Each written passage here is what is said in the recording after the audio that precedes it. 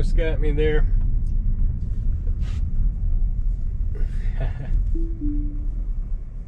Almost got me there. So, best I can tell, I'm just trying to go to the entry of Hart Island, which is a wildlife management area. And as best I can tell, it's actually that entrance right there beside this, so.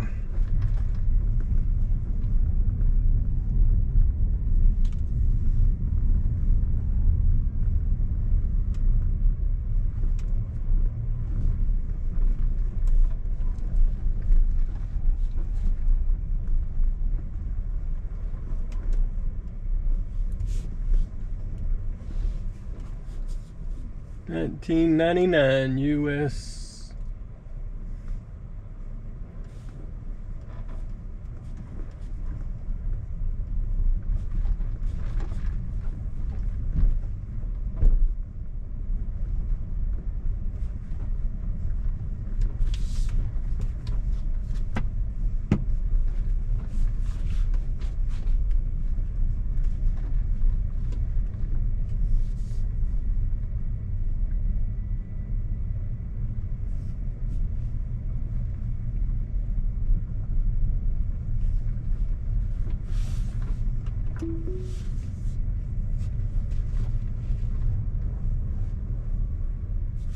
When you got, so I'm in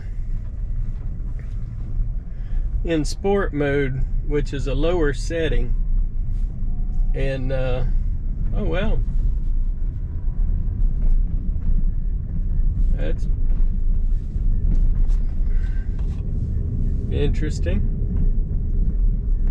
So you saw it wobble there to begin with. That grass and stuff will challenge the cameras. But it looks like it just built some confidence.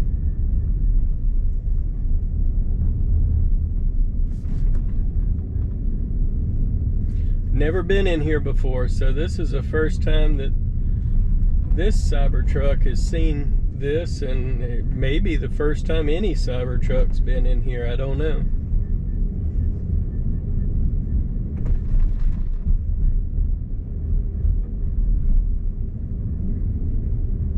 Let me give you a kind of a map look of where we are.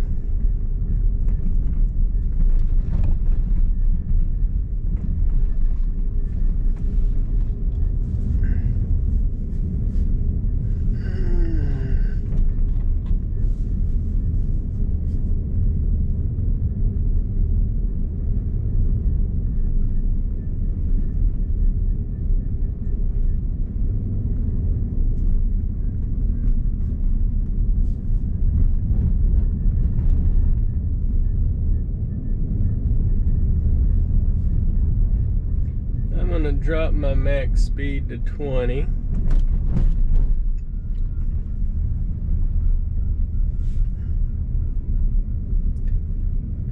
Allow me to look around a little bit more. Maybe even let's go with a 17.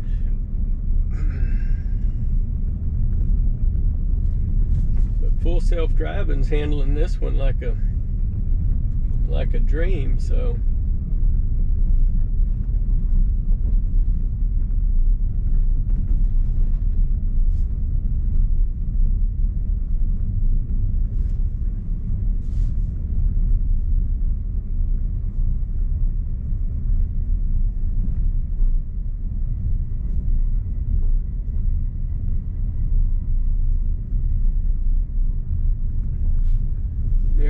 One lane bridge. Let's see. Yeah.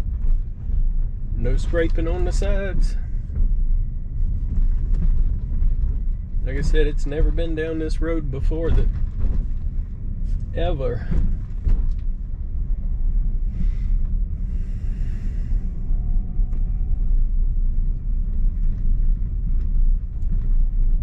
Going a little bit off the road there. Let's see. I corrected itself back to the main travel paths, so it's definitely able to tell the difference between the grass and the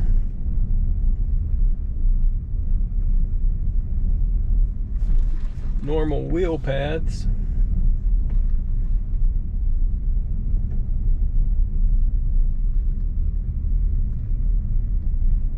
A little bit too far on the inside. Come on back a little bit here. Let's see what it does. Come on back a little. Let's bring you back up. Yep. Get it back on the road, see if it'll straighten out. I did that correction. And 24 max. Let me go with another.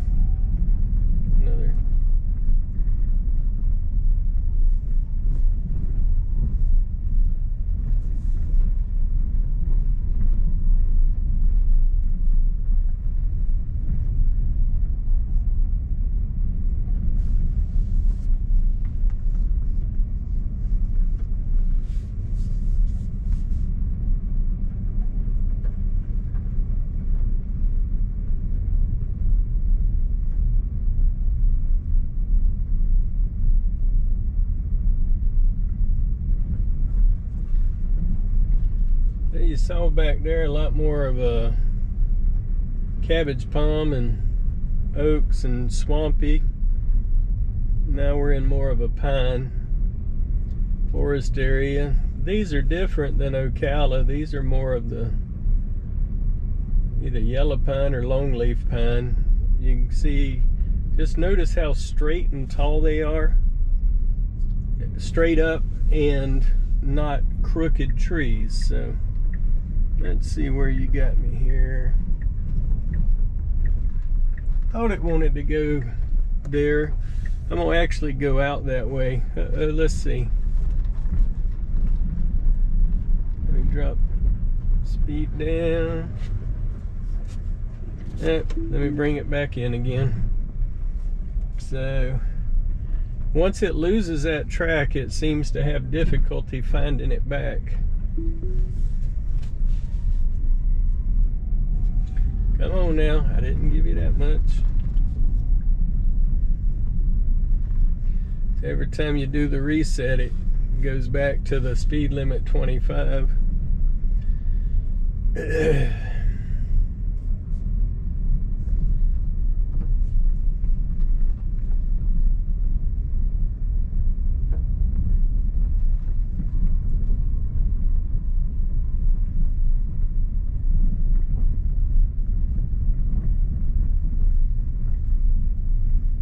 Maybe this will help with the training for it to how it likes to hold the yellow line on the left side there too much.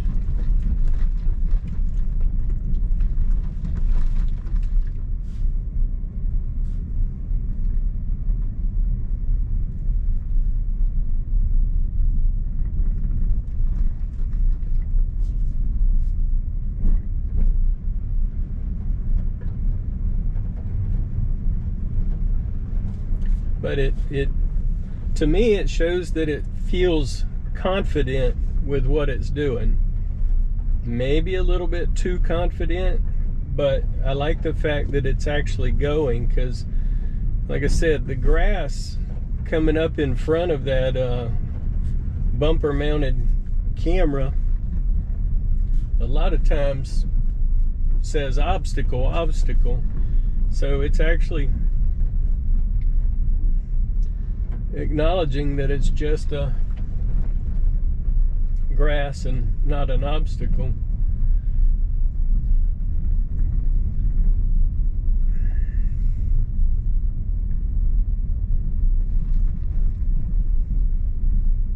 Just in case you're wondering where we are, so this is the intersection of Highway 40 and Highway 17 in Barberville, Florida. And we're maybe a mile or two away from that intersection now. And if you follow this road out, Highway 40 goes to Ormond Beach. Just to give you an idea of where in the world we are. Let's see, so I point it this way. Yeah, so Ormond Beach is east of us, or however you want it to go, but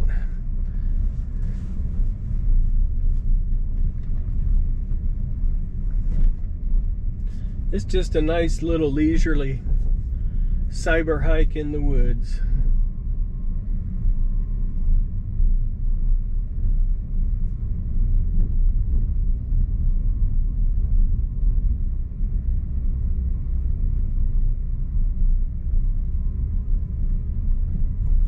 Another narrow bridge. Let's see if it recognizes the obstacles, and yeah, it put itself right in the middle very nicely there.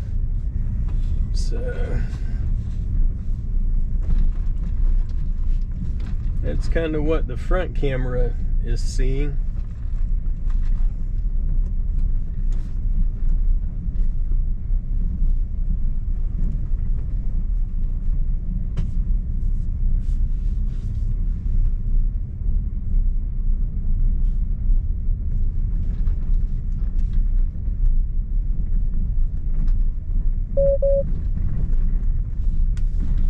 Yep, so even though we're okay, it's pulling itself off again. Let's see. Oh, we got a correction that time.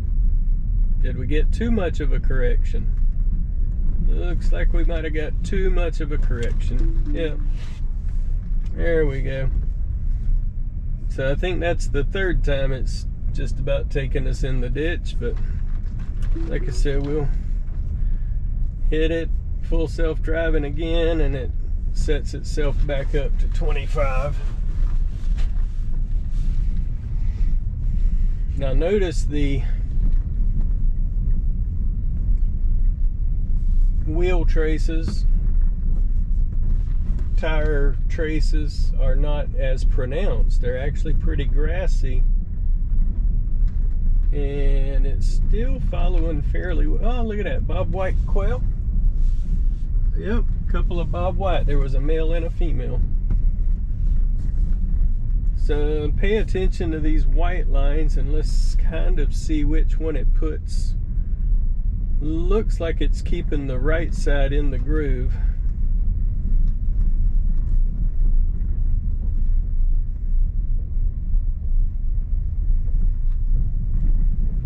We'll look back at that again if we have another bridge to go through. And I didn't really pay attention to the camera. I was watching the bridge just in case I needed to hit the brakes, but just kind of wanted to see where it might be marking itself here.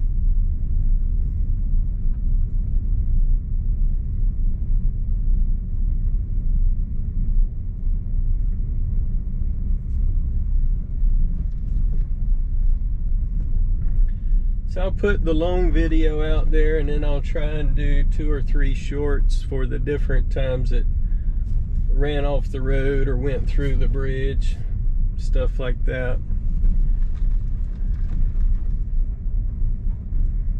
Nice little swampy area here.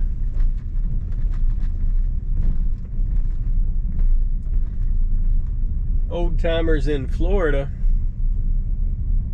would settle up on the dry ground hill patches, and when it was surrounded by a decent amount of swamp, even though it might be dry a lot of times, it wasn't dry all of the time, and so they would call that an island. And there's several places around where there's islands named after someone. Let me see. Hey Eve. Hello there. How can I assist you today? So first time I've talked to you. Hart Island Wildlife Management Area. Who is it named after?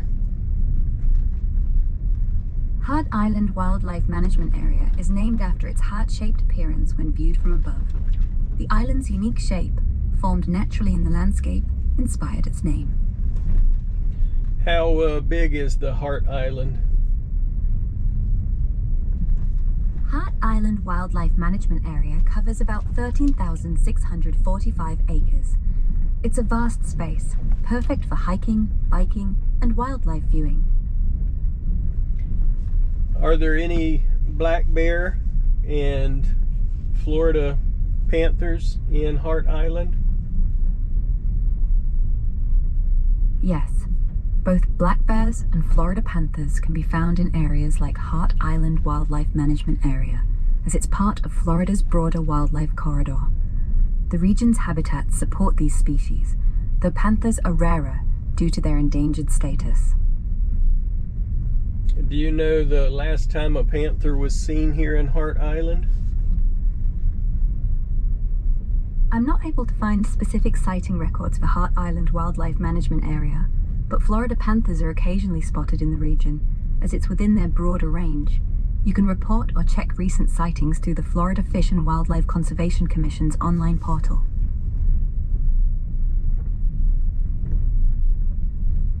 Is there an estimated number of panthers and black bears in Hart Island Management Area? Exact numbers for Hart Island Wildlife Management Area aren't specified, but across Florida, there are roughly 120 to 230 adult Florida panthers, with their core population south of Lake Okeechobee. Black bears number about 3,000 statewide, scattered across 8 isolated habitats. Hart Island, being part of the wildlife corridor, likely hosts a small number of both, though panthers are less common due to their low population and preference for southern habitats.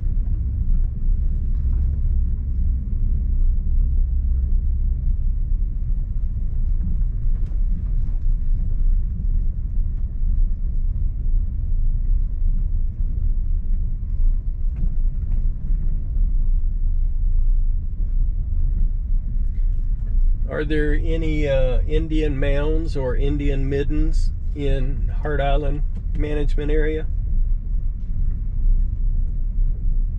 There aren't any specific Indian mounds or middens documented in Hart Island Wildlife Management Area itself, based on available information. However, Florida is rich with such archaeological sites, and nearby areas like the Spruce Creek Mound, a significant Timucuan ceremonial site, suggest the region could have similar features. If you're curious, you said the Spruce Creek Mound? Yes, Spruce Creek Mound. What town is Spruce Creek Mound in? Spruce Creek Mound is located in the Port Orange area. It's a fascinating prehistoric site on a bluff by the creek. How far is it from Turtle Mound? From Spruce Creek Mound to Turtle Mound, it's about 9 miles as the crow flies, or roughly 12 to 15 miles by road, so depending on the route we're going off here, and it looks like it's starting to track that one in the road, but notice all the grass, so it's pretty difficult to see. Hey, nice self-correction. So, Eve, I'm not talking to you right now. Understood. Thank you. Okay, what are we doing here? Do I need to hit my brakes? I will hit my brakes just in case. So it looked like it might have just kept traveling if I didn't hit my brakes on that one. So interesting to see. But that was a really nice drive, just so you know where we're at. We entered back here. Eve, go to sleep. Yep, there you go. So we entered right in this area off of Highway 17 and just traveled straight down this road here, and according to the map I can see a gate through there, but apparently that may be private property or something. So anyway, cool little ride. Glad you came along with me.